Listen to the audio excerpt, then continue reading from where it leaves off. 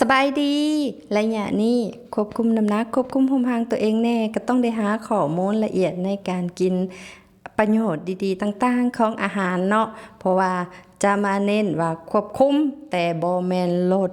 การควบคุมอาหารแต่บ่งดการกินโดยเฉพาะการกินเส้นเนาะข่อยมักหลายแล้วก็เลยว่ามีแผนมื้ออื่นสิกินหยังหั่นน่ะ กินเส้นแต่ละเส้นอันใดที่เฮ็ดให้เฮาอ้วนกว่ากันมีข้อมูลเด้อคอมเมนต์มาถ้าว่าไผอยากรู้ว่าเส้นหยังกินเข้าไปแล้ว